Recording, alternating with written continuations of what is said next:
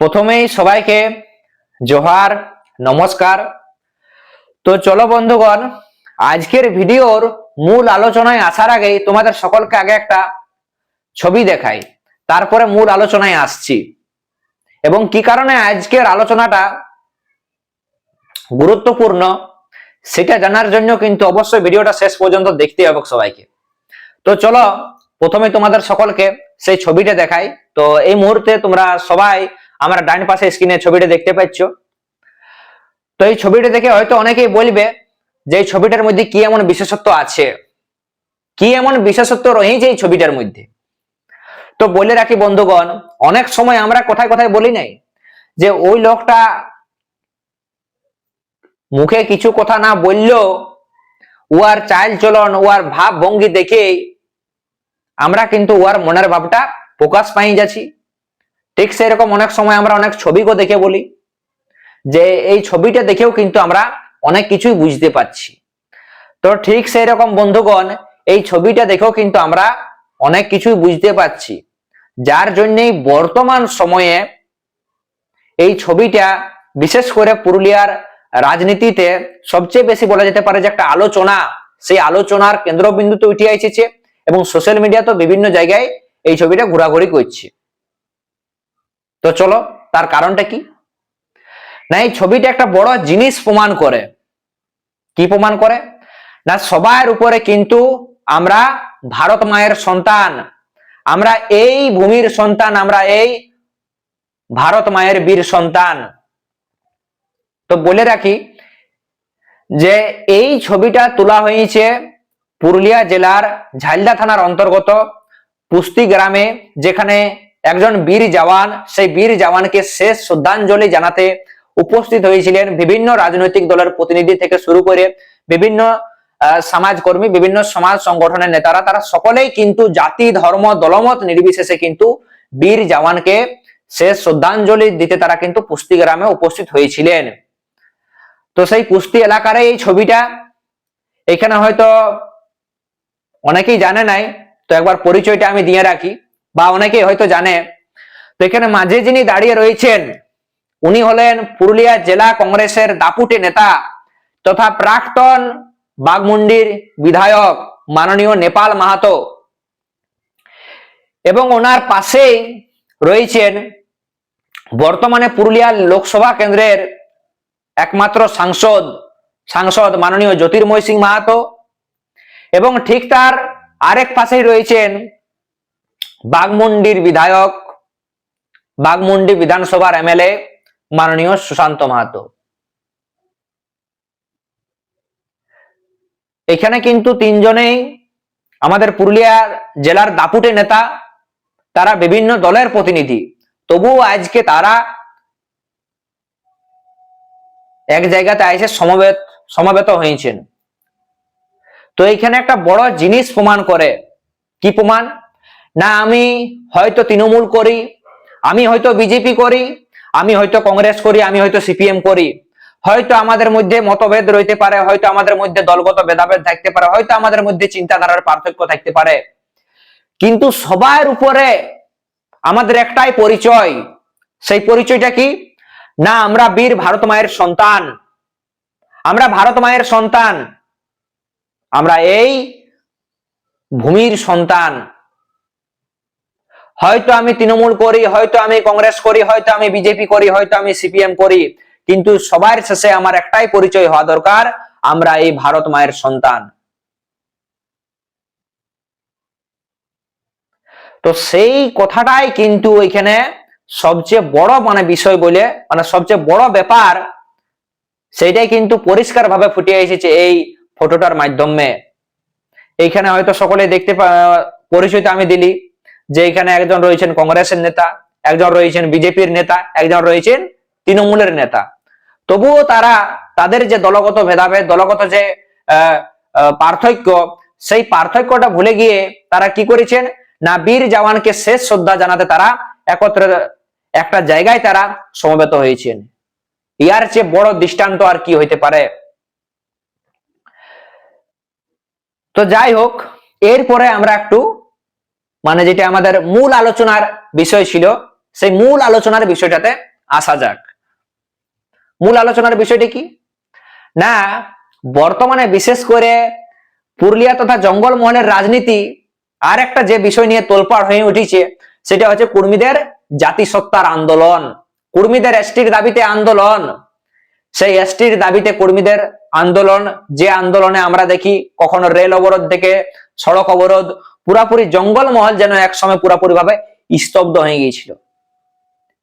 এই যে বর্তমান সময়ে কর্মীদের আন্দোলন একটা যে নতুন রূপ ধারণ করেছে, যার বড় পরিণাম বা ফলাফল আমরা সকলে হয়তো কম বেশি বিভিন্ন সময় দেখতে পাচ্ছি, পাচ্ছি নেই, সকলে হয়তো কম বেশি দেখতে পাচ্ছি। এখানে কর্মী সমাজের সংগঠনের যে সমস্ত নেতারা রয়েছে, তারা কর্মী জাতি থেকে যারা বিভিন্ন রাজনৈতিক দলের প্রতিনিধি রয়েছে, তাদের প্রতিটা প্রতিনিধিকে তারা আমন্ত্রণ করছে, নিমন্ত্রণ করছে যে কর্মীদের এসটির দাবির ব্যাপারে তারা এক জায়গাতে আসুক, তারা ঐক্যবদ্ধ হোক। কিন্তু আমরা সেই জিনিসটা কিন্তু আমরা এখনো পর্যন্ত দেখতে পাই নাই এখনো পর্যন্ত। দেখতে পাইছি কি? দেখতে পাই নাই। যার কারণে কর্মীদের যে এসটির দাবি, সেই এসটির দাবি কিন্তু যে জায়গাতে দাঁড়ায় ছিল 5 বছর আগে, বর্তমানেও কিন্তু ঠিক সেই জায়গাতেই দাঁড়ায় রয়েছে। এইখানে বিভিন্ন রাজনৈতিক দলের বিভিন্ন নেতাদের বক্তব্য হয়তো সকলেই কম বেশি শুনেছ। এক রাজনৈতিক দল আরেক রাজনৈতিক দলকে দোষারোপ করছে, আরেক রাজনৈতিক দল আরেক রাজনৈতিক দলকে দোষারোপ করছে, অর্থাৎ একে অপরের উপর কি করছে না, কাদা ছুড়ছে।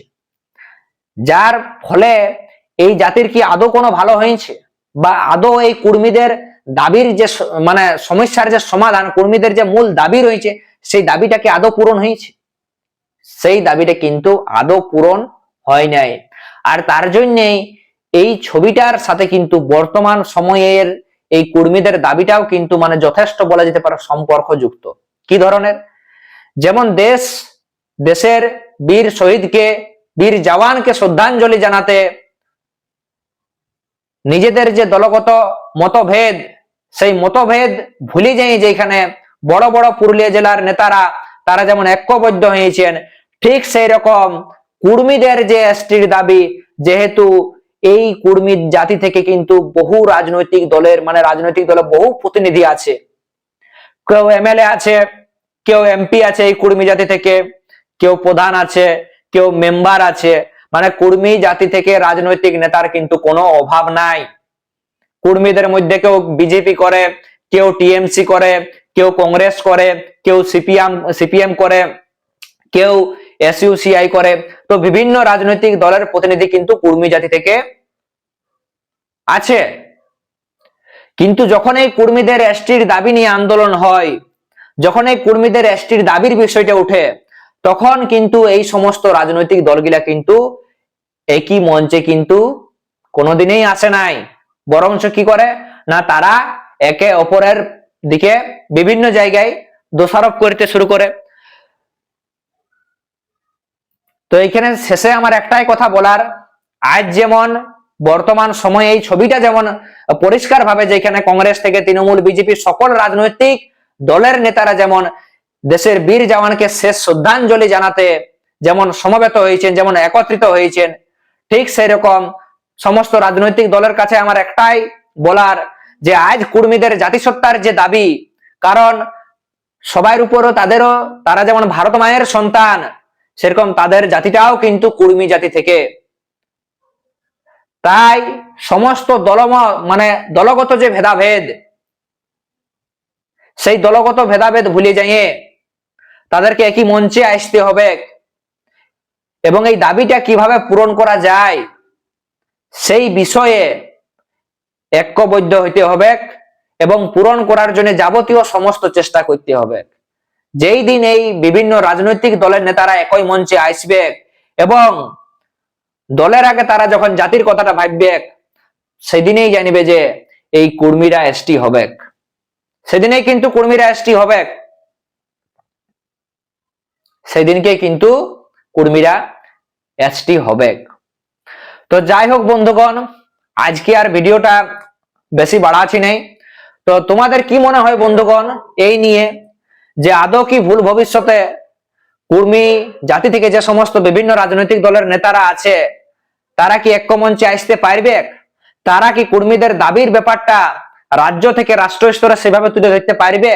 তারা কি পারবে কুর্মীদের দাবি পূরণ করতে?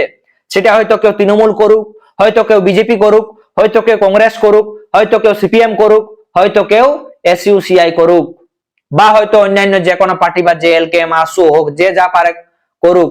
তারা কি পারবে ঐক্য মঞ্চে আসে কুর্মীদের দাবিটা রাষ্ট্রীয় স্তর তথা তাদের যে রাজ্য রয়েছে বাংলা, ঝাড়খণ্ড, উড়িষ্যা, এই রাজ্য স্তরে তুলে ধরতে? তো এই বিষয়ে তোমাদের কি মনে হয় বন্ধুগণ? তোমরা অবশ্যই কিন্তু তোমাদের নিজস্ব যে ব্যক্তিগত মতামত রয়েছে সেই মতামতটা কিন্তু কমেন্ট বক্সে কমেন্ট করে জানাবে। তো চলো, সকলকে জোহার, নমস্কার জানাই। আজকের মতো আলোচনাটি এখানেই সমাপ্ত করছি। আর যদি আজকের এই আলোচনাটি ভালো লেগে থাকে তাহলে অবশ্যই কিন্তু বন্ধু বান্ধবদের মধ্যে শেয়ার করবেন, ভিডিওটাকে একটু লাইকও করে দিবেন, আর কমেন্ট কিন্তু অবশ্যই করবেন। কমেন্ট ছাড়া আমার ভিডিওটা ভালো না খারাপ হচ্ছে আমি আদৌ কি বোঝাতে পারছি কি পারছি না এটা কিন্তু আমি বুঝতে পারবো না।